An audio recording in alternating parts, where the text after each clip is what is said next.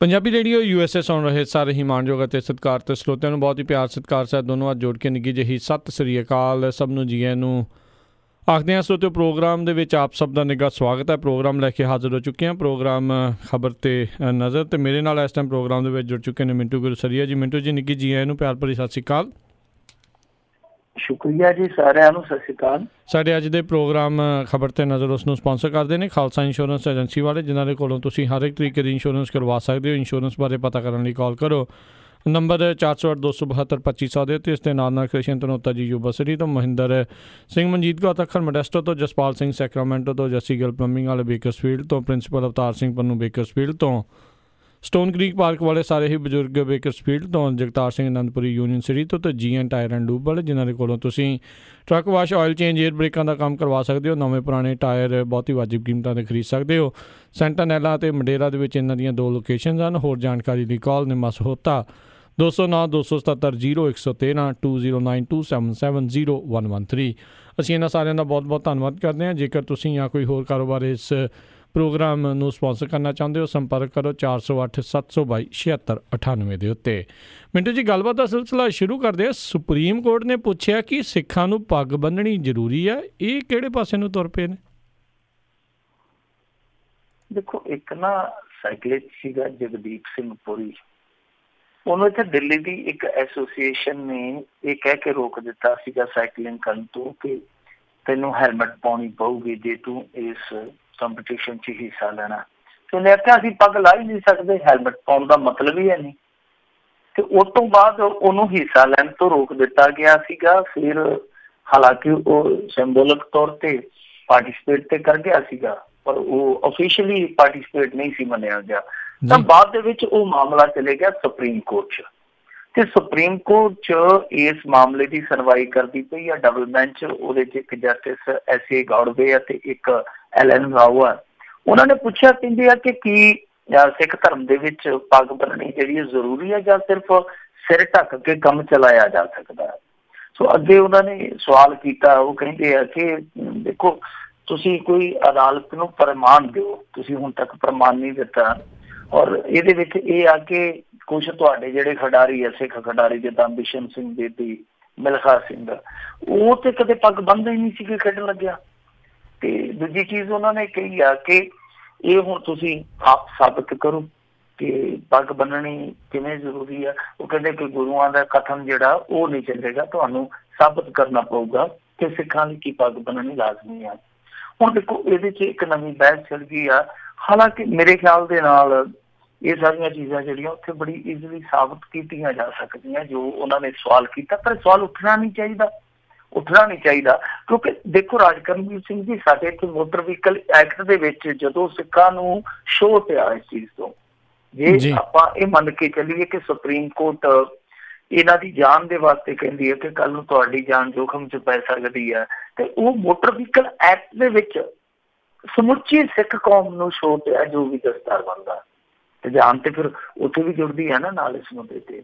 ਤੇ ਹੁਣ ਦੂਜੀ ਚੀਜ਼ ਇਹ ਆ ਕਿ ਜਦੋਂ ਇਹ ਬਹਿਸ ਛਿੜ ਗਈ ਆ, ਜਵਾਬ ਤੇ ਹੁਣ ਉੱਥੇ ਦੇਣੇ ਪੈਣਗੇ, ਸਾਰੀ ਦਲੀਲ ਉੱਥੇ ਸਭ ਕੁਛ ਹੋਏਗਾ।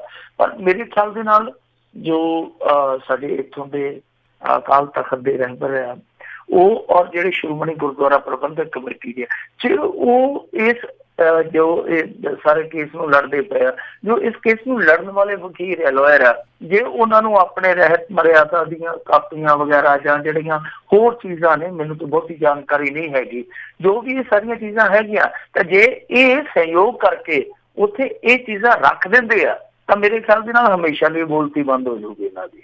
ਸੋ ਇੱਕ ਮੌਕਾ ਹੈ ਕਿ ਜਦੋਂ ਸੁਪਰੀਮ ਕੋਰਟ ਦੇ ਵਿੱਚ ਜਾ ਕੇ, ਸਰਵਉੱਚ ਅਦਾਲਤ ਦੇ ਵਿੱਚ ਜਾ ਕੇ ਸਿੱਖ ਸਾਬਤ ਕਰ ਸਕਦੇ ਕਿ ਹਾਂ ਠੀਕ ਆ ਕਿ ਸਾਨੂੰ ਸਵਾਲ ਹੋਇਆ। ਪਹਿਲੀ ਗੱਲ ਤੇ ਸਵਾਲ ਹੋਣਾ ਨਹੀਂ ਸੀ ਚਾਹੀਦਾ, ਪਰ ਸਾਡੇ ਦੀ ਜਿਹੜੀ ਦਸਤਾਰ ਅਹਿਮੀਅਤ ਕਿੰਨੀ ਰੱਖਦੀ ਹੈ ਉਹ ਆਹ ਚੀਜ਼ਾਂ ਸਾਡੀਆਂ ਦੱਸਦੀਆਂ ਨੇ।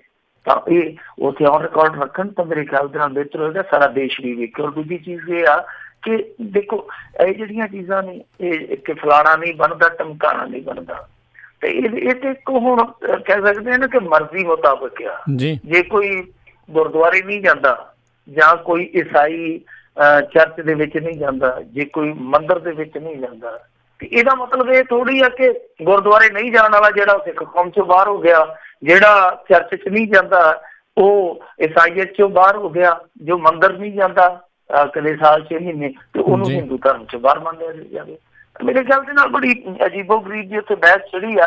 ਪਰ ਇੱਕ ਗੱਲ ਇਹ ਪੱਕੀ ਗੱਲ ਆ ਕਿ ਸਿੱਖਾਂ ਕੋਲੇ ਮੌਕਾ ਹੈ, ਸਿੱਖਾਂ ਦੇ ਨੇਤਾਵਾਂ ਕੋਲੇ ਮੌਕਾ ਹੈ ਕਿ ਉਹ ਜਾ ਕੇ ਇਸ ਚੀਜ਼ ਨੂੰ ਸਾਬਤ ਕਰ ਸਕਦੇ ਆ। ਜੇ ਸਰਵਉੱਚ ਅਦਾਲਤ ਦੇ ਵਿੱਚ ਇਹ ਚੀਜ਼ ਪ੍ਰਮਾਣਿਤ ਹੁੰਦੀ ਹੈ ਤਾਂ ਮੇਰੇ ਖਿਆਲ ਦੇ ਨਾਲ ਦੂਜੇ ਦੇਸ਼ਾਂ 'ਚ ਜਿੱਥੇ ਅੱਗੇ ਦਸਤਾਰ ਦੀ ਲੜਾਈ ਲੜੀ ਜਾ ਰਹੀ ਆ ਉੱਥੇ ਤਾਂ ਕੇਸ ਮਜ਼ਬੂਤ ਹੋਏਗਾ ਹੀ ਹੋਏਗਾ। ਇੱਥੇ ਆਉਣ ਵਾਲੇ ਸਮੇਂ ਦੇ ਵਿੱਚ ਜਿਹੜਾ ਸਵਾਲ ਅੱਜ ਉੱਠਿਆ ਉਹਨੂੰ ਹਮੇਸ਼ਾ ਲਈ ਬੰਦ ਕੀਤਾ ਜਾ ਸਕਦਾ ਜੀ। ਪਰ ਮਿੰਟੂ ਜੀ ਨਾਲ ਇਹ ਵੀ ਗੱਲ ਹੈ ਕਿ ਇਸ ਦੇ ਵਿੱਚ ਮੁੱਦਾ ਇੱਕ ਹੋਰ ਉੱਠ ਜਾਂਦਾ ਵੀ ਕਹਿੰਦੇ ਗੁਰੂ ਸਾਹਿਬ ਦਾ ਫਰਮਾਨ ਨਹੀਂ ਚੱਲੇਗਾ, ਫਿਰ ਕੀ ਇਹ ਸਾਰੀਆਂ ਚੀਜ਼ਾਂ ਬਾਕੀ ਧਰਮਾਂ ਦੇ ਉੱਤੇ ਹੋਰ ਚੀਜ਼ਾਂ 'ਚ ਵੀ ਲਾਗੂ ਹੋਣਗੀਆਂ? ਉੱਥੇ ਵੀ ਸਾਰਿਆਂ ਨੂੰ ਸਾਬਤ ਕਰਨਾ ਪਊਗਾ ਕਿ ਸਿਰਫ ਇਹ ਸਿੱਖਾਂ ਵਾਸਤੇ ਹੀ ਹੋਊਗੀ ਗੱਲ? ਨਹੀਂ, ਇਹ ਮੇਰੇ ਖਿਆਲ ਦੇ ਨਾਲ ਇੱਕ ਪਾਰਟੀਕੂਲਰ ਇਸੇ ਕੇਸ ਦੇ ਵਿੱਚ ਇਹਨਾਂ ਨੇ ਸਵਾਲ ਚੁੱਕਿਆ। ਇਹਨਾਂ ਨੇ ਇਹ ਕਿਹਾ ਕਿ ਤੁਸੀਂ ਗੁਰੂਆਂ ਦਾ ਹਵਾਲਾ ਨਾ ਦਿਓ। ਉਹਨਾਂ ਦੇ ਕਹਿਣ ਦਾ ਮਤਲਬ ਇਹ ਆ ਕਿ ਤੁਸੀਂ ਦੂਜੇ ਤਰੀਕੇ ਨਾਲ ਪ੍ਰਮਾਣਿਤ ਕਰੋ ਕਿ ਕੀ ਸਿੱਖਾਂ ਲਈ ਪੱਗ ਬੰਨਣੀ ਲਾਜ਼ਮੀ ਹੈ। ਤਾਂ ਮੇਰੇ ਖਿਆਲ ਦੇ ਨਾਲ ਦੇਖੋ ਸਾਡੇ ਕੋਲ ਇੱਥੇ ਰਹਿਤ ਮਰਿਆਦਾ ਵਾਲੇ ਹੋਏਗੇ ਆ ਨਾ, ਪ੍ਰਹਲਾਦ ਸਿੰਘ ਹੋਰਾਂ ਦੇ ਲਿਖੇ ਰਹਿਤ ਮਰਿਆਦਾ ਹੈ ਜਾਂ ਹੋਰ ਇਸ ਤਰ੍ਹਾਂ ਦੀਆਂ ਚੀਜ਼ਾਂ ਨੇ, ਦਸਤਾਵੇਜ਼ੀ ਚੀਜ਼ਾਂ ਨੇ ਜਿਨ੍ਹਾਂ ਰਾਹੀਂ ਸਾਬਤ ਹੁੰਦਾ ਹੈ ਸਭ ਕੁਛ। ਸ਼੍ਰੋਮਣੀ ਗੁਰਦੁਆਰਾ ਪ੍ਰਬੰਧਕ ਕਮੇਟੀ ਸਾਬਤ ਕਰ ਸਕਦੀ ਹੈ, ਅਕਾਲ ਤਖਤ ਸਾਬਤ ਕਰ ਸਕਦਾ। ਤਾਂ ਹੀ ਮੈਂ ਕਹਿ ਰਿਹਾ ਨਾ ਕਿ ਕੋਆਰਡੀਨੇਟ ਕਰਨਾ ਚਾਹੀਦਾ ਇਹਨਾਂ ਨੂੰ। ਔਰ ਇਹ ਮਸਲਾ ਬਹੁਤ ਸੈਂਸਿਟਿਵ ਆ, ਬਹੁਤ ਅਹਿਮ ਮੁੱਦਾ ਆ, ਬਹੁਤ ਨਾਜ਼ੁਕ ਮੁੱਦਾ। ਇਹ ਕੋਆਰਡੀਨੇਟ ਕਰਕੇ ਚੱਲਣ ਤੇ ਬਹੁਤ ਈਜ਼ੀਲੀ ਇਹ ਜਿਹੜੀ ਲੜਾਈ ਹੈ, ਕਾਨੂੰਨੀ ਲੜਾਈ ਆ, ਉਹ ਜਿੱਤੀ ਜਾ ਸਕਦੀ ਹੈ। ਪਰ ਹੱਦ ਵਾਲੀ ਗੱਲ ਤੇ ਇਹ ਹੈ ਨਾ, ਸਿਸਟਮ ਜਰੀਫੀ ਵਾਲੀ ਤੇ ਗੱਲ ਇਹ ਆ ਕਿ ਸਿੱਖਾਂ ਨੂੰ ਬੇਗਾਨੇ ਮੁਲਕਾਂ 'ਚ ਦਸਤਾਰ ਦੀ ਲੜਾਈ ਲੜਨੀ ਪੈ ਰਹੀ ਹੈ, ਪਰ ਆਪਣੇ ਮੁਲਕ ਦੇ ਵਿੱਚ ਲੜਾਈ ਲੜਨੀ ਪੈ ਰਹੀ ਹੈ। ਇਹ ਬਹੁਤ ਸਿਸਟਮ ਜਰੀਫੀ ਵਾਲੀ ਗੱਲ ਆ। ਜੀ ਜੀ ਜੀ।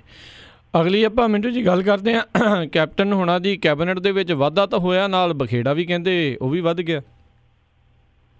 ਦੇਖੋ ਇਹਨਾਂ ਨੇ ਅੱਜ ਸਹੁੰ ਚੁੱਕ ਲਈ ਹੈ ਨਵੇਂ ਮੰਤਰੀਆਂ ਨੇ, ਔਰ ਸਹੁੰ ਚੁੱਕਣ ਦਾ ਜਿਹੜਾ ਸਮਾਗਮ ਸੀਗਾ ਜਾਨੀ ਹਲਫ ਚੁੱਕਣ ਲਈ ਜਿਹੜਾ ਇਹਨਾਂ ਨੇ ਸਮਾਗਮ ਰੱਖਿਆ ਸੀਗਾ ਚੰਡੀਗੜ੍ਹ ਦੇ ਵਿੱਚ, ਉਹਦੇ ਬਾਹਰ ਵੀ ਦੱਸਦੇ ਕਿ ਹਲਕਾ ਜਿਹਾ ਲਾਠੀਚਾਰਜ ਹੋਇਆ ਕਿਉਂਕਿ ਜਿਹੜੇ ਦਲਿਤ ਭਾਈਚਾਰੇ ਨਾਲ ਤਾਲੁਕ ਰੱਖਦੇ ਆ ਲੋਕ, ਉਹ ਉਹਨਾਂ ਚੋਂ ਕੁਛ ਲੀਡਰਾਂ ਨੇ, ਕੁਛ ਆਗੂਆਂ ਨੇ ਉੱਥੇ ਮੁਜ਼ਾਹਰਾ ਵੀ ਕੀਤਾ ਕਿ ਸਾਡੇ ਚੋਂ ਕੋਈ ਵੀ ਤੁਸੀਂ ਬੰਦਾ ਜਿਹੜਾ ਉਹ ਮੰਤਰੀ ਮੰਡਲ ਦੇ ਵਿੱਚ ਨਹੀਂ ਗਿਆ, ਜਦਕਿ ਵੋਟਾਂ ਲੈਣ ਵੇਲੇ ਤੇ ਤੁਸੀਂ ਸਾਡੇ ਅੱਗੇ ਆ ਜਾਂਦੇ ਜੀ। ਹੁਣ ਉਸ ਤੋਂ ਬਾਅਦ ਸਹੁੰ ਚੁੱਕ ਸਮਾਗਮ ਹੈ ਜਿਹੜਾ ਸੰਪੂਰਨ ਹੋਇਆ, ਨੇਪਰੇ ਚੜ ਗਿਆ। ਪਰ ਇਹਦੇ ਵਿੱਚ ਬਖੇੜਾ ਜਿੱਦਾਂ ਤੁਸੀਂ ਸ਼ਬਦ ਇਸਤੇਮਾਲ ਕੀਤਾ, ਵਾਕਿਆ ਹੀ ਇੱਥੇ ਅਸਰਕਾਰਕ ਸਾਬਤ ਹੋਣ ਡਿਆ ਵਾ। ਕਿਉਂਕਿ ਦੇਖੋ ਫੁੱਟ ਇੰਨੀ ਜ਼ਿਆਦਾ ਪੈ ਗਈ ਆ ਕਿ ਅੱਜ ਵੀ 2 ਇਹਨਾਂ ਦੇ ਜਿਹੜੇ MLA ਆ ਉਹ ਅਸਤੀਫਾ ਦੇ ਗਏ। ਹਾਲਾਂਕਿ ਇੱਥੇ ਇਹਨਾਂ ਦਾ ਜਿਹੜਾ ਫਾਰਮੂਲਾ ਆਮ ਆਦਮੀ ਪਾਰਟੀ ਵਾਲਿਆਂ ਵਾਲਾ ਹੀ ਆ, ਉਹ ਅਸਤੀਫਾ ਪਾਰਟੀ ਦੇ ਅਹੁਦਿਆਂ ਤੋਂ ਦੇ ਦਿੰਦੇ ਆ, ਵਧਾਈ ਨਹੀਂ ਛੱਡਦੇ। ਜਾਂ ਮੈਂਬਰ ਪਾਰਲੀਮੈਂਟ ਜਿਵੇਂ ਡਾਕਟਰ ਧਰਮਵੀਰ ਗਾਂਧੀ ਹੋ ਰਹੀ ਆ, ਉਹ ਸਾਰੀ ਟਰਮ ਹੀ ਪੂਰੀ ਕਰ ਚੱਲੇ ਆ। ਤਾਂ ਇੱਥੇ ਵੀ ਇਹੋ ਹੀ ਫਾਰਮੂਲਾ ਇਹਨਾਂ ਨੇ ਇਖਤਿਆਰ ਕੀਤਾ ਹੋਇਆ ਕਿ ਕਹਿੰਦੇ ਜੀ ਪਾਰਟੀ ਦੇ ਅਹੁਦਿਆਂ ਤੋਂ ਆਪਣਾ ਚੁੱਕੋ ਅਸਤੀਫਾ, ਅਸੀਂ ਨਾਰਾਜ਼ ਆ, ਪਰ ਵਧਾਈ ਨਹੀਂ ਛੱਡਣੀ। ਸੋ ਅੱਜ ਵੀ 2 ਵਿਧਾਇਕ ਇਹਨਾਂ ਚੋਂ, ਇੱਕ ਨੱਥੂ ਰਾਮ ਜੀ ਜਿਹੜੇ ਪਹਿਲਾਂ ਕਾਮਰੇਡ ਹੁੰਦੇ ਸੀਗੇ, CPI 'ਚ ਹੁੰਦੇ ਸੀ, ਤਾਂ ਕੈਪਟਨ ਅਮਰਿੰਦਰ ਸਿੰਘ ਹੀ ਲੈ ਕੇ ਆਇਆ ਸੀ 2002 'ਚ ਉਹਨੂੰ ਇੱਧਰ, ਪਹਿਲਾਂ ਮਲੋਟ ਤੋਂ ਸੀਗਾ, ਬਾਅਦ ਦੇ ਵਿੱਚ ਹੁਣ ਐਤਕੀ ਉਹ ਬੱਲੂਆਣੇ ਤੋਂ ਬਣਿਆ, ਤਾਂ ਉਹਨੇ ਵੀ ਅਸਤੀਫਾ ਦੇ ਦਿੱਤਾ। ਇੱਕ ਸੁਰਜੀਤ ਸਿੰਘ ਧਮਾਨ ਹੈ ਜਿਹੜੇ ਅਮਰਗੜ੍ਹ ਵਾਲੇ, ਉਹਨਾਂ ਨੇ ਅਸਤੀਫਾ ਦੇ ਦਿੱਤਾ। ਸੰਗਤ ਸਿੰਘ ਗਿਲਜੀਆਂ ਉਹ ਪਹਿਲਾਂ ਹੀ ਬਹੁਤ ਜ਼ਿਆਦਾ ਨਿਰਾਸ਼ ਆ। ਦੱਸਦੇ ਤੇ ਕਿ ਡਾਕਟਰ ਰਾਜ ਕੁਮਾਰ ਵੇਰਕਾ ਉਹ ਵੀ ਚਿੱਟੇ ਲੀੜੇ ਸਵਾਈ ਬੈਠਾ ਸੀ ਐਨ ਮੌਕੇ ਤੇ, ਉਹ ਜਿਵੇਂ ਕਹਿੰਦੇ ਨਾ ਨਾਤੀ ਧੋਤੀ ਰਹਿ ਗਈ, ਨੱਕ ਤੇ ਮੱਖੀ ਬਹਿ ਗਈ, ਉਹਦੇ ਨਾਲ ਵੀ ਬੁਰੀ ਹੋ ਗਈ ਆ। ਉਹ ਵੀ ਵਿੱਚੋਂ ਵਿੱਚ ਦੱਸਦੇ ਆ ਕਿ ਬੜਾ ਉਬਲਿਆ ਫਿਰਦਾ। ਇਸ ਤੋਂ ਇਲਾਵਾ ਨਵਜੋਤ ਸਿੱਧੂ ਵੀ ਨਾਰਾਜ਼ ਆ ਕਿਉਂਕਿ ਉਹਦਾ ਖਾਸਮ ਖਾਸ ਬੰਦਾ ਪ੍ਰਗਟ ਸਿੰਘ ਜੀ ਦੇ ਬਾਰੇ ਆਪਾਂ ਲਗਾਤਾਰ ਚਰਚਾ ਕਰਦੇ ਆ ਰਹੇ ਸੀਗੇ, ਉਹਨੂੰ ਮੰਤਰੀ ਮੰਡਲ 'ਚ ਜਗ੍ਹਾ ਨਹੀਂ ਦਿੱਤੀ ਗਈ। ਇਸ ਤੋਂ ਇਲਾਵਾ ਹੋਰ ਵੀ ਕਈ ਨਾਰਾਜ਼ ਨੇ ਚਿਹਰੇ। ਤੇ ਕੁੱਲ ਮਿਲਾ ਕੇ ਇਹਨਾਂ ਦੀ ਬਗਾਵਤ ਜਿਹੜੀ ਆ ਉਹ ਤੇ ਸੜਕ ਤੇ ਆਈ ਪਈ ਹੈ, ਇਹਦੇ 'ਚ ਕੋਈ ਸ਼ੱਕ ਨਹੀਂ ਹੈ। ਹੁਣ ਇਹਨੂੰ ਕਿਵੇਂ ਕਾਬੂ ਕੀਤਾ ਜਾਂਦਾ, ਉਹ ਅੱਗੇ ਕੈਪਟਨ ਅਮਰਿੰਦਰ ਸਿੰਘ ਦੀ ਇੱਕ ਵੱਖਰੇ ਤੌਰ ਤੇ ਚੁਣੌਤੀ ਹੋਊਗੀ। ਪਰ ਕੈਪਟਨ ਅਮਰਿੰਦਰ ਸਿੰਘ ਦਾ ਜਿਹੜਾ ਇਹ ਮੰਤਰੀ ਮੰਡਲ 'ਚ ਵਾਧਾ ਹੋਇਆ, ਜੇ ਇਹਨੂੰ ਆਪਾਂ ਨੇੜਿਓਂ ਤਾਕੀਏ, ਨੇੜਿਓਂ ਬਚ ਗਏ, ਤੇ ਇਹਦੇ 'ਚ ਇਹੋ ਜਾਪਦਾ ਕਿ ਕੈਪਟਨ ਅਮਰਿੰਦਰ ਸਿੰਘ ਨੇ ਐਤਕੀ ਵੀ ਆਪਣੀ ਪੂਰੀ ਪਗਾਈ ਆ। ਚਾਹੇ ਨਵਜੋਤ ਸਿੱਧੂ ਦਾ ਧੜਾ ਹੋਵੇ, ਚਾਹੇ ਫਲਾਣੇ ਦਾ ਧੜਾ ਹੋਵੇ, ਧਮਕਾਣੇ। ਇਹਨਾਂ ਦਾ ਬਹੁਤ ਸੀਨੀਅਰ ਬੰਦਾ ਸੀਗਾ ਰਕੇਸ਼ ਪਾਂਡੇ ਲੁਧਿਆਣੇ ਵਾਲਾ, ਉਹਨੂੰ ਦਰਕਨਾਰ ਕਰਕੇ ਉਹ ਜਿਹੜਾ ਇਹਨਾਂ ਦਾ ਭਾਰਤ ਭੂਸ਼ਣ ਆਸ਼ੂ ਆ, ਜਿਹੜਾ ਹਾਲੇ ਮੇਰੇ ਖਿਆਲ ਦੇ ਨਾਲ 2 ਕੁ ਇਲੈਕਸ਼ਨ ਹੀ ਲੜਿਆ, ਉਹਨੂੰ ਚੱਕ ਕੇ ਮੰਤਰੀ ਬਣਾ ਦਿੱਤਾ ਗਿਆ। ਯਾਨੀ ਇਹਦੇ 'ਚ ਇਹ ਗੱਲ ਸਾਫ਼ ਹੋ ਜਾਂਦੀ ਆ ਕਿ ਕੈਪਟਨ ਅਮਰਿੰਦਰ ਸਿੰਘ ਦੀ ਉੱਥੇ ਪੂਰੀ ਚੱਲੀ ਆ ਤੇ ਇਹਦੀ ਸਰਦਾਰੀ ਕਾਇਮ ਆ। ਪਰ ਦੂਜੇ ਪਾਸੇ ਜਿਵੇਂ ਮੈਂ ਤੁਹਾਨੂੰ ਕਿਹਾ ਕਿ ਬਗਾਵਤ ਕਾਫੀ ਦੇਖਣ ਨੂੰ ਮਿਲਦੀ ਪਈ ਆ। ਜਿਹੜਾ ਰਾਜਾ ਵੜਿੰਗ ਆ ਉਹ ਵੀ ਤੜਿੰਗ ਹੋਇਆ ਫਿਰਦਾ, ਉਹਦੇ ਸਮਰਥਕ ਹੈ ਜਿਹੜੇ ਉਹ ਸਵੇਰ ਦੇ ਸੋਸ਼ਲ ਮੀਡੀਆ ਤੇ ਹਨੇਰੀ ਲਿਆਈ ਬੈਠੇ ਆ। ਉਹ ਕਹਿੰਦੇ ਉਹਦੇ ਦੀ ਸਾਨੂੰ ਕੋਈ ਪਰਵਾਹ ਨਹੀਂ, ਅਸੀਂ ਕੱਟਣੇ ਉਹਦੇ, ਸਾਡਾ ਰਾਜਾ ਹੈ ਹੀ ਰਾਜਾ। ਤੇ ਉਹ ਕਹਿੰਦੇ ਆ ਕਿ ਇੱਕ ਪਾਸੇ ਦੂਜਾ ਰਾਜਾ ਤੇ ਦੂਜੇ ਪਾਸੇ ਆ ਰਾਜਾ, ਫਿਰ ਇੱਕ ਮਿਆਨ 'ਚ 2 ਤਲਵਾਰਾਂ ਥੋੜੀ ਪੈਣੀਆਂ ਸੀਗੀਆਂ। ਸੋ ਸਾਰੇ ਪਾਸੇ ਇਹ ਬਗਾਵਤੀ ਸੁਰ ਤੇ ਉੱਭਰਦੇ ਪਏ ਆ, ਪਰ ਬੜੇ ਅਜੀਬੋ-ਗਰੀਬ ਜਿਹੇ ਢੰਗ ਦੇ ਨਾਲ ਨਾ ਇਹ ਸੁਰ ਉੱਭਰਦੇ ਪਏ ਆ। ਕੋਈ ਕਹਿੰਦਾ ਪਿਆ ਜਿਵੇਂ ਸੰਗਤ ਸਿੰਘ ਗਿੱਲ ਜੀ ਆ, ਉਹ ਕਹਿੰਦੇ ਪਏ ਕਿ ਮੈਨੂੰ ਕਾਂਗਰਸ ਨੇ ਧੋਖਾ ਦਿੱਤਾ, ਔਰ ਇਕੱਲਾ ਮੈਨੂੰ ਨਹੀਂ ਧੋਖਾ ਦਿੱਤਾ, ਸਾਰੀਆਂ ਪਛੜੀਆਂ ਸ਼੍ਰੇਣੀਆਂ ਨੂੰ ਧੋਖਾ ਦਿੱਤਾ। ਤੇ ਨੱਥੂ ਰਾਮ ਜੀ ਕਹਿ ਰਹੇ ਆ, ਕਹਿੰਦੇ ਜੀ ਮੈਨੂੰ ਮੰਤਰੀ ਮੰਡਲ ਚੋਂ ਬਾਹਰ ਰੱਖ ਕੇ ਨਾ ਵੇਖੋ ਦਲਿਤਾਂ ਦੇ ਨਾਲ ਤੇ ਬੜਾ ਜ਼ਬਰਦਸਤ ਧੱਕਾ ਕੀਤਾ। ਯਾਨੀ ਉਹ ਜਿਵੇਂ ਉਹ ਪੰਜਾਬੀ ਕਹਿੰਦੇ ਹੁੰਦੇ ਆ ਨਾ ਕਿ ਰੋਂਦੀ ਮਿੱਤਰਾਂ ਨੂੰ ਨਾ ਭਾਈਆਂ ਦਾ ਲੈ ਕੇ, ਰੋਂਦੇ ਇਸ ਗੱਲੋਂ ਆ ਕਿ ਕਾੜਨੀ ਨੂੰ ਸਾਡਾ ਹੱਥ ਨਹੀਂ ਪਿਆ, ਮਲਾਈ ਖਾਣੀ ਸੀਗੀ। ਤੇ ਨਾਲ ਆਉਂਦੇ ਆ ਕਿ ਦਲਿਤਾਂ ਨਾਲ ਧੱਕਾ ਹੋ ਗਿਆ, ਅਨੁਸੂਚਿਤ ਜਾਤੀਆਂ ਨਾਲ ਧੱਕਾ ਹੋ ਗਿਆ, ਪਛੜੀਆਂ ਸ਼੍ਰੇਣੀਆਂ ਨਾਲ ਧੱਕਾ ਹੋ ਗਿਆ, ਪਰ ਰੋਣਾ ਇਸੇ ਗੱਲ ਦਾ ਕਿ ਕੁਰਸੀ ਤੱਕ ਸਾਡਾ ਹੱਥ ਨਹੀਂ ਅਪੜਿਆ।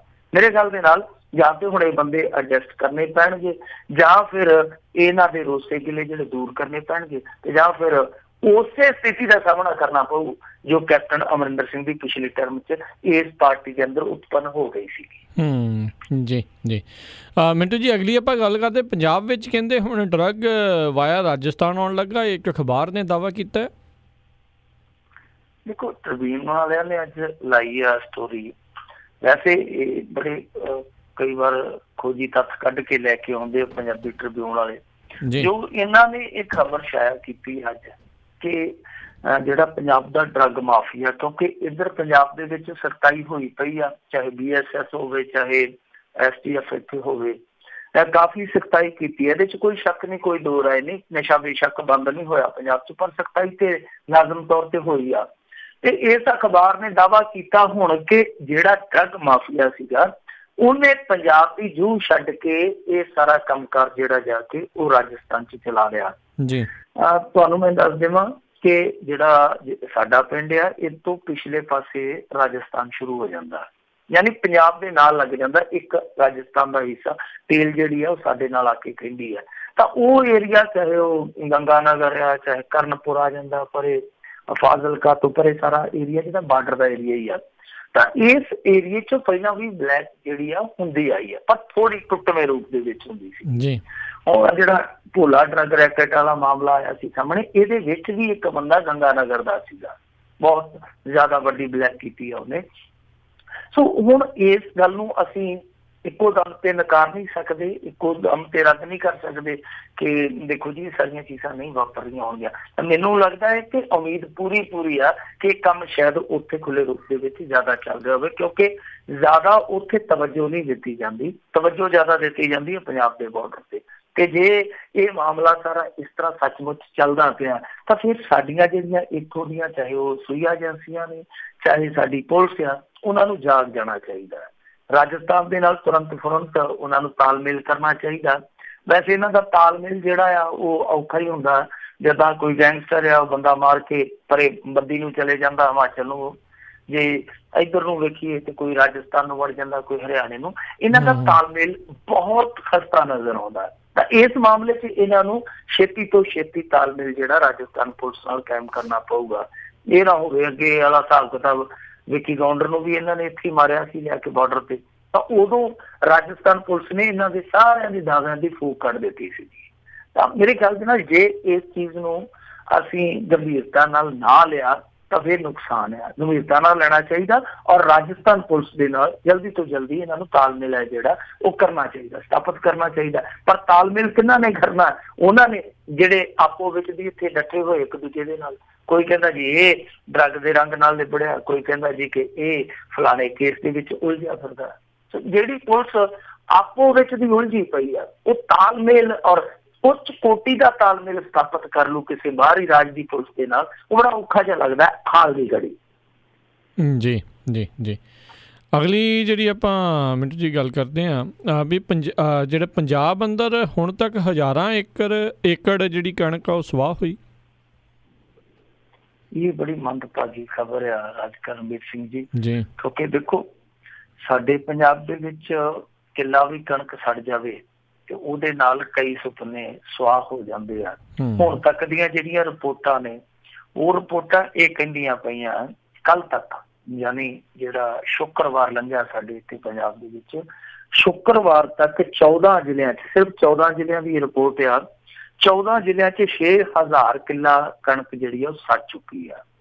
ਹਾਲਾਂਕਿ ਹਾਲੇ ਵਾਢੀ ਹੋਈ ਨਹੀਂ ਹੈ, ਕੰਪਲੀਟ ਨਹੀਂ ਹੋਈ, ਹਾਲੇ ਵਾਢੀ ਚੱਲੀ ਜਾਂਦੀ ਆ, ਪੂਰੀ ਨੇਪਰੇ ਨਹੀਂ ਚੜੀ। ਤਾਂ ਇਸ ਤੋਂ ਪਹਿਲਾਂ ਤੁਸੀਂ ਆਪ ਅੰਦਾਜ਼ਾ ਲਾ ਲਓ ਕਿ 6000 ਕਿੱਲਾ ਕਣਕ ਦਾ ਸੜ ਚੁੱਕਾ, ਇਹ ਅੰਕੜਾ ਕਿੱਥੇ ਚਲਾ ਜਾਊਗਾ? ਔਰ ਇਹ ਅੰਕੜਾ ਸਿਰਫ ਤੇ ਸਿਰਫ ਉਹ ਆ ਜਿਹੜਾ ਰਿਕਾਰਡਡ ਆ, ਜਿਹੜਾ ਔਨ ਰਿਕਾਰਡ ਆ। ਜਿਹੜੇ ਵਿੱਚ ਵਿਚਾਰੇ ਨਹੀਂ ਰਿਕਾਰਡ ਦੇ ਆਏ ਹੋਣੇ ਜਾਂ ਜਿਨ੍ਹਾਂ ਨੇ ਨਹੀਂ ਦਰਜ ਕਰਾਇਆ, ਜਿਨ੍ਹਾਂ ਦਾ ਥੋੜਾ ਰਕਬਾ ਹੋਊਗਾ, ਉਹ ਜੇ ਲਾਈਏ ਕਿ ਇਹ ਅੰਕੜਾ ਇੱਥੇ ਵੀ ਬਹੁਤ ਵੱਡਾ ਹੋ ਸਕਦਾ। ਦੂਜੀ ਚੀਜ਼ ਇਹ ਆ ਕਿ ਜਿਵੇਂ ਜ਼ਿਲ੍ਹਾ ਵਾਈਜ਼ ਆਪਾਂ ਲਈਏ ਤਾਂ ਇਹਦੇ ਵਿੱਚ ਇਹ ਆ ਕਿ ਮੋਗੇ 'ਚ 250 ਕਿੱਲਾ ਸੜਿਆ ਹੁਣ ਤੱਕ, ਪਟਿਆਲੇ 'ਚ 1000 ਕਿੱਲਾ, ਫਤਿਹਗੜ੍ਹ ਸਾਹਿਬ ਦੇ ਵਿੱਚ 1000 ਕਿੱਲਾ, ਫਰੀਦਕੋਟ ਦੇ ਵਿੱਚ 700 ਕਿੱਲਾ, ਸੰਗਰੂਰ 'ਚ 900 ਕਿੱਲਾ, ਬਰਨਾਲਾ 'ਚ 250 ਕਿੱਲਾ, ਬਠਿੰਡਾ 'ਚ ਸਿਰਫ 4 ਏਕੜ, ਮਾਨਸੇ 'ਚ 38 ਕਿੱਲੇ, ਫਾਜ਼ਿਲਕਾ 'ਚ 13 ਕਿੱਲੇ, ਪਠਾਨਕੋਟ 'ਚ 14 ਕਿੱਲੇ, ਗੁਰਦਾਸਪੁਰ 'ਚ 37 ਕਿੱਲੇ, ਰੋਪੜ 'ਚ 7 ਕਿੱਲੇ, ਨਵਾਂ ਸ਼ਹਿਰ 'ਚ 15 ਕਿੱਲੇ, ਜਲੰਧਰ 'ਚ 13 ਕਿੱਲੇ। ਯਾਨੀ ਸਭ ਤੋਂ ਜ਼ਿਆਦਾ ਜਿਹੜਾ ਨੁਕਸਾਨ ਹੋਇਆ ਉਹ ਹੋਇਆ ਪਟਿਆਲਾ, ਫਤਿਹਗੜ੍ਹ ਸਾਹਿਬ, ਫਰੀਦਕੋਟ ਤੇ ਸੰਗਰੂਰ, ਇਹਨਾਂ 4 ਜ਼ਿਲ੍ਹਿਆਂ ਦੇ ਵਿੱਚ। ਤਾਂ ਮੇਰੇ ਖਿਆਲ ਦੇ ਨਾਲ ਇੱਕ ਚੀਜ਼ ਜਿਹੜੀ ਆ ਉਹ ਥੋੜੀ ਜਿਹੀ ਇਸ ਸਮੇਂ ਨਜ਼ਰ ਅੰਦਾਜ਼ ਕੀਤੀ ਜਾਂਦੀ ਹੈ, ਉਹ ਇਹ ਆ ਕਿ ਅੱਜ ਤੋਂ 10-15 ਸਾਲ ਪਹਿਲਾਂ ਇੰਨੀਆਂ ਅੱਗਾਂ ਨਹੀਂ ਸਨ ਲੱਗਦੀਆਂ, 5-7 ਸਾਲ ਪਹਿਲਾਂ ਵੀ ਇੰਨੀਆਂ ਅੱਗਾਂ ਨਹੀਂ ਸੀ ਲੱਗਦੀਆਂ। ਹੁਣ ਕੀ ਵਜ੍ਹਾ ਕਿ ਇੰਨੀਆਂ ਜ਼ਿਆਦਾ ਅੱਗਾਂ ਲੱਗਦੀਆਂ?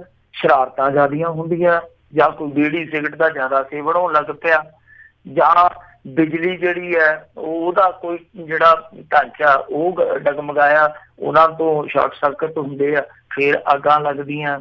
ਜਾਂ ਇਹ ਕਹਾਣੀ ਹੈ ਕਿ ਪਾਣੀ ਦੀ ਥੋੜ ਹੁੰਦੀ ਇਹਨਾਂ ਦਿਨਾਂ 'ਚ, ਤੁਰੰਤ ਪਾਣੀ ਨਹੀਂ ਜਿਹੜਾ ਮਿਲਦਾ, ਉਹਦੇ ਕਰਕੇ ਅੱਗ ਵੱਧ ਜਾਂਦੀ ਹੈ।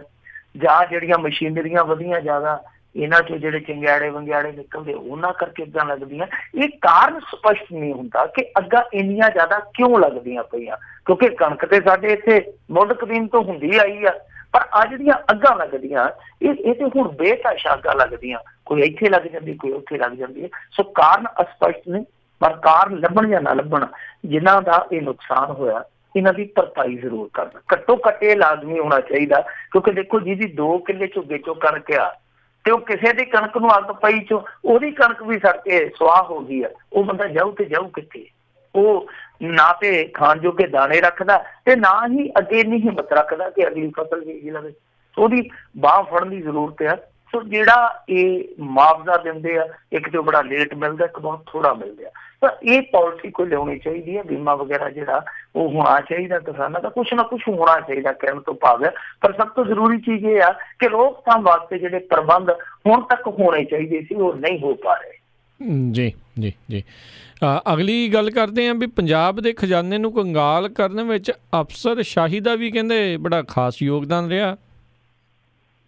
ਇਹ ਕਿਸੇ ਫੀ ਪੈਨ ਨਾਲ ਘੱਟ ਆ, ਇਹ ਵੀ ਤੇ ਬਰਾਬਰ ਦੇ ਹੀ ਸਹਿਯੋਗ ਹੀ ਆ। ਜਦੋਂ ਇਹੋ ਜਿਹੇ ਮਹਾਨ ਕੰਮ 'ਚ ਹਿੱਸੇ ਪਾਉਣੇ ਹੋਣ, ਫਿਰ ਅਫਸਰਸ਼ਾਹੀ ਕਿੱਦਾਂ ਪਿੱਛੇ ਰਹਿ ਜੂਗੀ ਜੀ। ਸੋ ਇਹ ਰਿਪੋਰਟ ਛਪੀ ਅੱਜ ਜਾਗਰਣ ਗਰੁੱਪ ਵਾਲਿਆਂ ਨੇ, ਕਾਫੀ ਵੱਡੀ ਰਿਪੋਰਟ ਆ। ਉਹਦੇ 'ਚ ਖੁਲਾਸਾ ਇਹਨਾਂ ਨੇ ਕੀਤਾ ਕਿ ਦੇਖੋ 2013-14 ਦਾ ਇੱਕੋ ਮਾਲੀ ਵਰ੍ਹਾ ਜਿਹੜਾ ਇੱਕੋ ਮਾਲੀ ਵਰ੍ਹਾ, ਉਹਦੇ ਵਿੱਚ 154 ਕਰੋੜ ਰੁਪਈਏ ਦੀ ਉਗਰਾਹੀ ਜਿਹੜੀ ਆ ਉਹ ਕੌਂਸਲਾਂ ਨੇ ਕੀਤੀ ਨਹੀਂ। ਸੋ ਤੁਸੀਂ ਆਪ ਹੀ ਅੰਦਾਜ਼ਾ ਲਾ ਲਓ ਕਿ ਇੱਕੋ ਸਾਲ ਦੀ ਜੇ ਰਕਮ ਆਪਾਂ ਜੋੜੀਏ ਉਹ ਬਣਦੀ ਆ 150 ਕਰੋੜ ਤੋਂ ਉੱਤੇ, ਜਿਹੜੀ ਕੌਂਸਲਾਂ ਨੇ ਜਾਂ ਨਿਗਮਾਂ ਨੇ ਉਗਰਾਹੀ ਨਹੀਂ ਲੋਕਾਂ ਤੋਂ। ਔਰ ਲੋਕ ਕਿਹੜੇ ਹੋਣੇ ਆ? ਲੋਕ ਤੁਹਾਨੂੰ ਪਤਾ ਹੀ ਆ, ਰਸੂਖਦਾਰ। ਕਿਉਂਕਿ ਆਮ ਬੰਦਾ ਬਿਜਲੀ ਦਾ ਬਿੱਲ ਨਾ ਭਰੇ ਤੇ ਚੌਥੇ ਦਿਨ ਆ ਕੇ ਉਹਦਾ ਮੀਟਰ ਪੁੱਟ ਕੇ ਸਾਈਕਲ ਦੀ ਕਾਠੀ ਪਿੱਛੇ ਬੰਨ ਲੈਂਦੇ ਆ ਕਿ ਆ ਜਾਓ ਹੁਣ ਉੱਥੇ ਨਵੇੜਾ ਕਰਾਂਗੇ। ਤਾਂ ਇਹ ਜਿਹੜੀ ਉਗਰਾਹੀ ਅੜੀ ਆ, ਇਹ ਰਸੂਖਦਾਰਾਂ ਦੀ ਹੋ ਸਕਦੀ ਆ। ਔਰ ਇਹ ਨਹੀਂ ਆ ਕਿ ਹੁਣ ਵੀ ਏਦਾਂ ਦੇ ਕੰਮ ਚੱਲਦੇ ਆ। ਸੋ ਇਹ ਬਹੁਤ ਵੱਡੇ ਪੱਧਰ ਤੇ ਅਣਗਹਿਲੀ ਵਰਤੀ ਗਈ ਆ। ਕਾਫੀ ਵੱਡੀ ਰਕਮ ਤੇ ਬਠਿੰਡੇ ਦੀ ਆ। ਬਠਿੰਡੇ 'ਚ ਇੱਕੋ ਸਾਲ 'ਚ ਜਿਹੜੀ ਇਹ ਮੈਂ ਤੁਹਾਨੂੰ ਦੱਸੀ ਹੈ 2013-14 ਦੀ ਉਗਰਾਹੀ 18 ਕਰੋੜ 40 ਲੱਖ ਬਕਾਇਆ ਰਹੀ ਹੈ। ਕੱਲੇ ਬਠਿੰਡੇ ਦੀ, ਕਿਉਂਕਿ ਬਠਿੰਡਾ ਉਹਨਾਂ ਦਿਨਾਂ ਦੇ ਵਿੱਚ ਸਿਆਸੀ ਰਾਜਧਾਨੀ ਸੀ ਔਰ ਖਾਸ ਤੌਰ ਤੇ ਬਾਦਲਾਂ ਦਾ ਘਰ ਸੀਗਾ, ਤੇ ਇੱਥੇ ਸਭ ਤੋਂ ਜ਼ਿਆਦਾ ਜਿਹੜੀ ਰਾਸ਼ੀ ਬਕਾਇਆ ਰਹੀ ਆ। ਉਹਦਾ ਬਰਨਾਲਾ ਕੌਂਸਲ ਵੱਲੋਂ ਵੀ 2 ਕਰੋੜ 79 ਲੱਖ ਰੁਪਏ ਦੀ ਉਗਰਾਹੀ ਜਿਹੜੀ ਛੱਡ ਦਿੱਤੀ ਗਈ। ਬਟਾਲੇ ਦੀ ਕੌਂਸਲ ਸੀ ਜਿਹੜੀ 82 ਲੱਖ ਉਹਨੇ ਬਕਾਇਆ ਛੱਡ ਦਿੱਤਾ। ਮੰਡੀ ਗੋਬਿੰਦਗੜ੍ਹ ਦੀ ਸੀਗੀ ਜਿਹੜੀ 1 ਕਰੋੜ 33 ਲੱਖ ਦਾ ਉਹਨੇ ਛੱਡ ਦਿੱਤਾ।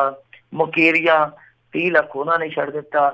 ਮੁਕਤਸਰ ਸਾਹਿਬ ਆ ਗਿਆ 2 ਕਰੋੜ 7 ਲੱਖ ਰੁਪਈਆ ਇਹਨਾਂ ਨੇ ਛੱਡ ਦਿੱਤਾ।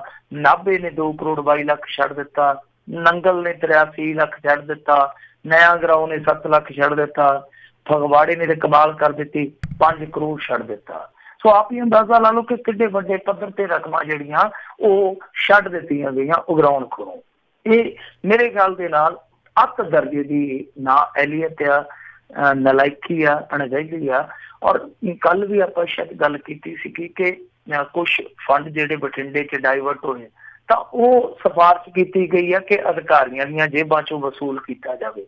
ਤਾਂ ਮੇਰੇ ਖਿਆਲ ਦੇ ਨਾਲ ਇਹ ਸਭ ਕੁਛ ਹੋਣਾ ਚਾਹੀਦਾ। ਇਹਨਾਂ ਲੋਕਾਂ ਨੂੰ ਘੱਟੋ ਘੱਟ ਇਸ ਗੱਲ ਦਾ ਡਰ ਰਵੇ ਕਿ ਜੇ ਅਸੀਂ ਲੀਡਰਾਂ ਦੇ ਆਖੇ ਲੱਗ ਕੇ ਇੱਕ ਵਾਰੀ ਆਪਣੀ ਡਿਊਟੀ ਤੋਂ ਮੂੰਹ ਮੋੜਿਆ, ਜਦੋਂ ਸਰਕਾਰ ਬਦਲੀ ਤੇ ਸਾਡੇ ਘਰਾਂ 'ਚੋਂ ਨਿਕਲਣੇ ਆ ਪੈਸੇ, ਸਾਡੀਆਂ ਜੇਬਾਂ 'ਚੋਂ ਨਿਕਲਣੇ ਪੈਸੇ, ਤੇ ਆਪੇ ਜਿਹੜਾ ਇਹਨਾਂ ਦੇ ਗਲ 'ਚ ਗੁਲਾਮੀ ਦਾ ਜੂੜਾ ਪਿਆ ਉਹਨੂੰ ਤੋੜ ਕੇ ਸੁੱਟ ਦਿੰਦੀ। ਸੋ ਜ਼ਰੂਰਤ ਆ ਸਖਤੀ ਵਰਤੀ ਜਾਵੇ। ਪਰ ਮੈਂ ਹਮੇਸ਼ਾ ਕਹਿੰਦਾ ਕਿ ਇਹ ਥੋੜੀਆਂ ਚੀਜ਼ਾਂ ਬਾਹਰ ਆਉਂਦੀਆਂ, ਥੋੜੇ ਉਹਨਾਂ ਤੇ ਇਹ ਐਕਸ਼ਨ ਵੀ ਲੈ ਲੈਂਦੇ ਆ। ਪਰ ਜੇ ਆਪਾਂ ਗੱਲ ਕਰੀਏ ਤਾਂ ਇੱਥੇ ਕੈਗ ਦੀ ਰਿਪੋਰਟ ਪਈ ਆ, ਇੱਥੇ ਹੋਰ ਬਹੁਤ ਸਾਰੇ ਘੁਟਾਲੇ ਘਪਲੇ ਪਏ ਆ ਜਿਨ੍ਹਾਂ ਦੇ ਵਿੱਚ ਕਾਰਵਾਈ ਕਰਨ ਵਾਲੀ ਬਕਾਇਆ ਹੈ। ਪਰ ਕਿਉਂਕਿ ਕਾਂਗਰਸੀਆਂ ਨੂੰ ਵੀ ਇਹ ਡਰ ਰਹਿੰਦਾ ਕਿ ਜੇ ਸਾਡੀ ਸਰਕਾਰ ਚਲੇ ਗਈ ਮੁੜ ਕੇ ਫਿਰ ਦੂਜਿਆਂ ਦੀ ਸਰਕਾਰ ਆ ਗਈ ਤਾਂ ਉਹਨਾਂ ਨੇ ਸਾਡੀ ਚੂੜੀ ਟੈਟ ਕਰ ਦੇਣੀ ਹੈ। ਤਾਂ ਇਹੀ ਇੱਕ ਡਰ ਰਹਿੰਦਾ ਔਰ ਇਹੀ ਇੱਕ ਲਿਹਾਜ਼ ਵੀ ਰਹਿੰਦਾ ਕਿ ਇਹ ਵੀ ਸਿਆਸਤਦਾਨ ਆ, ਇਹਨਾਂ ਤੱਕ ਸਾਨੂੰ ਲੋੜ ਆ, ਸਾਨੂੰ ਇਹਨਾਂ ਤੱਕ ਲੋੜ ਹੈ। ਸੋ ਇਹ ਜਿਹੜਾ ਵਟਾ ਸਟਾ ਵਾਲਾ ਕੰਮ ਚੱਲਦਾ ਹੈ, ਇਹ ਜ਼ਰੂਰਤ ਹੈ ਕਿ ਬੰਦ ਕਰਕੇ ਅਫਸਰਸ਼ਾਹੀ ਥੋੜਾ ਜਿਹਾ ਸਟੈਂਡ ਰੱਖੇ, ਆਪਣੇ ਫਰਜ਼ਾਂ ਤੋਂ ਮੂੰਹ ਨਾ ਫੋੜੇ। ਤਾਂ ਮੇਰੇ ਖਿਆਲ ਦੇ ਨਾਲ ਇਹ ਹੋਣਾ ਇਹੋ ਚਾਹੀਦਾ ਕਿ ਜਿਹੜੀ ਅਫਸਰਸ਼ਾਹੀ ਨੇ ਇੱਥੇ ਨਾ ਅਹਿਲੀਅਤ ਵਿਖਾਈ ਆ, ਇਹਨਾਂ ਤੋਂ ਵਸੂਲੀ ਕੀਤੀ ਜਾਵੇ ਤੇ ਫਿਰ ਇਹਨਾਂ ਨੂੰ ਪਤਾ ਲੱਗ ਜੂ। ਜਿਹੜੇ ਇਹਨਾਂ ਤੋਂ ਬਾਅਦ ਰਿਟਾਇਰ ਹੋਇਆ ਤੋਂ ਬਾਅਦ ਵੀ ਬੈਠਣਗੇ ਇਹਨਾਂ ਦੀਆਂ ਗੱਦੀਆਂ ਤੇ ਆ ਕੇ, ਉਹਨਾਂ ਨੂੰ ਵੀ ਇਹ ਦੱਸ ਜਾਣਗੇ ਕਿ ਆਹ ਦੇਖ ਲਓ 1 ਤੇ 2 3 ਤੁਸੀਂ ਇਹ ਕੰਮ ਨਾ ਕਰੋ, ਨਹੀਂ ਤੇ ਬਹੁਤ ਪੁੱਠੀ ਪੈ ਜਾਣੀ ਹੈ ਘਰਾਂ ਦੀ। ਜੀ ਜੀ ਜੀ ਮਿੰਟੂ ਜੀ, ਜਾਂਦੇ ਜਾਂਦੇ ਆਪਾਂ ਗੱਲ ਕਰ ਲਈਏ 31,000 ਕਰੋੜ ਦੀ ਸੈਟਲਮੈਂਟ ਵਾਸਤੇ ਕੈਪਟਨ ਨੇ ਇੱਕ ਵਾਰ ਫੇਰ ਲਾਈ ਗੁਹਾਰ। ਆ ਗਿਆ ਨਾ ਕੈਪਟਨ ਅਮਰਿੰਦਰ ਸਿੰਘ ਘੁੰਮ ਕੇ ਆਨੇ ਵਾਲੀ ਥਾਂ ਤੇ, ਇਹ ਖੋਤੀ ਤਹਿਸੀਲੋਂ ਹੋ ਆਈ ਆ, ਜਿਵੇਂ ਪੰਜਾਬੀ ਚ ਮੁਹਾਵਰਾ। ਹੁਣ ਦੇਖੋ ਉੱਥੇ ਆਨੇ ਵਾਲੀ ਥਾਂ ਤੇ ਆ ਕੇ ਕਹਿੰਦੇ ਆ ਜੀ ਕਿ 31,000 ਕਰੋੜ ਦੀ ਸੈਟਲਮੈਂਟ ਕਰੋ। ਪਰ ਇਹਨਾਂ ਨੂੰ ਸਭ ਤੋਂ ਪਹਿਲਾਂ ਪੰਜਾਬ ਦੇ ਲੋਕਾਂ ਤੋਂ ਮਾਫੀ ਮੰਗਣੀ ਚਾਹੀਦੀ ਆ। ਕਿਉਂਕਿ ਅਸੈਂਬਲੀ ਦੇ ਵਿੱਚ ਇਹਨਾਂ ਨੇ ਜਾ ਕੇ ਬਖੇੜਾ ਖੜਾ ਕੀਤਾ ਸੀਗਾ ਕਿ 31,000 ਕਰੋੜ ਰੁਪਏ ਦਾ ਅਨਾਜ ਘੁਟਾਲਾ ਹੋਇਆ। ਤੁਹਾਨੂੰ ਯਾਦ ਹੋਣਾ ਕਈ ਦਿਨ ਕਾਰਵਾਈ ਨਹੀਂ ਸੀ ਚੱਲੀ ਅਸੈਂਬਲੀ ਦੇ ਵਿੱਚ, ਔਰ ਉਹ ਮੋਟਰਸਾਈਕਲ ਜਿਹਦੇ ਤੇ ਇਹ ਰਵਨੀਤ ਬਿੱਟੂ ਵੀ ਬੈਠਾ ਸੀ, ਇੱਕ ਵਾਰੀ ਸ਼ਾਇਦ ਇਹ ਜਾਖੜ ਵੀ ਬੈਠਾ ਸੀਗਾ, ਉਹ ਮੋਟਰਸਾਈਕਲ ਇਹਨਾਂ ਨੇ ਪੂਰੇ ਪੰਜਾਬ 'ਚ ਘੁਮਾਇਆ ਸੀ। ਕਹਿੰਦੇ ਸੀ ਅਸੀਂ ਪੂਰੇ ਪੰਜਾਬ ਦੀ ਯਾਤਰਾ ਕਰਵਾਉਣੀ ਹੈ ਇਸ ਮੋਟਰਸਾਈਕਲ ਨੂੰ। ਸੋ ਹੁਣ ਕੀ ਕਹਿੰਦੇ ਆ, ਹੁਣ ਇਹ ਪੱਤਰ ਲਿਖਦੇ ਪਏ ਆ ਰਾਮ ਵਿਲਾਸ ਪਾਸਵਾਨ ਨੂੰ, ਕਹਿੰਦੇ ਆ ਕਿ ਜੀ ਆ 31,000 ਕਰੋੜ ਰੁਪਏ ਵਾਲਾ ਜਿਹੜਾ ਲੈਣ ਦੇਣ ਹੈ ਨਾ, ਇਹਨੂੰ ਸੈਟਲਮੈਂਟ ਕਰ ਦਿਓ, ਯਾਨੀ ਇਹਨੂੰ ਨਵੇੜਾ ਕਰ ਦਿਓ, ਜਿਹੜਾ ਕੈਸ਼ ਕ੍ਰੈਡਿਟ ਲਿਮਿਟ ਦਾ ਪੈਸਾ ਜਿਹਨੂੰ CCL ਕਹਿ ਦਿੰਦੇ ਆ। ਯਾਨੀ ਜਿਹੜਾ ਸਕੈਮ ਸੀ ਉਹ ਹੁਣ CCL ਦਾ ਫਰਕ ਰਹਿ ਗਿਆ ਕਿ ਸੈਟਲਮੈਂਟ ਕਰ ਲਈਏ ਜੀ। ਤਾਂ ਮੇਰੇ ਖਿਆਲ ਦੇ ਨਾਲ ਸਭ ਤੋਂ ਪਹਿਲਾਂ ਇੱਧਰ ਮਾਮਲਾ ਸੈਟ ਕਰਨਾ ਚਾਹੀਦਾ ਸਾਡੇ ਪੰਜਾਬ ਦੇ ਲੋਕਾਂ ਨਾਲ ਕਿ ਕੀ ਤੁਸੀਂ ਉਦੋਂ ਝੂਠ ਬੋਲਦੇ ਸੋ ਕਿ ਜਾਂ ਅੱਜ ਤੁਸੀਂ ਝੂਠ ਬੋਲਦੇ ਹੋ। ਜੇ ਇਹ ਘਪਲਾ ਨਹੀਂ ਸੀ ਤੇ ਤੁਸੀਂ ਲੋਕਾਂ ਨੂੰ ਬੇਵਕੂਫ ਕਿਉਂ ਬਣਾਇਆ, ਤੇ ਜੇ ਘਪਲਾ ਸੀ ਤੇ ਫਿਰ ਆਹ ਹੁਣ ਕੈਸ਼ ਕ੍ਰੈਡਿਟ ਲਿਮਿਟ ਦਾ ਹਿਸਾਬ ਕਿਤਾਬ ਕਿੱਧਰ ਆ ਗਿਆ। ਜਦੋਂ ਅਕਾਲੀ ਇਹ ਗੱਲ ਕਹਿੰਦੇ ਸਨ ਕਿ ਇਹ ਕੈਸ਼ ਕ੍ਰੈਡਿਟ ਲਿਮਿਟ ਦਾ ਫਰਕ ਆ, ਮਤਲਬ ਫਰਕ ਏਦਾਂ ਕਿ ਜੋ ਪੰਜਾਬ ਦੇ ਵਿੱਚ ਮਜ਼ਦੂਰੀ ਚੱਲਦੀ ਹੈ, ਤੁਹਾਨੂੰ ਪਤਾ ਪੰਜਾਬ ਥੋੜਾ ਜਿਹਾ ਖੁਸ਼ਹਾਲ ਆ ਆਰਥਿਕ ਪੱਖੋਂ ਔਰ ਮਾਈਕ ਪੱਖੋਂ, ਪੰਜਾਬ ਦਾ ਥੋੜਾ ਜਿਹਾ ਹੱਥ ਭਾਰਾ ਰਹਿੰਦਾ, ਹੱਥ ਉੱਤੇ ਰਹਿੰਦਾ ਦੂਜੀਆਂ ਸਟੇਟਾਂ ਨਾਲੋਂ।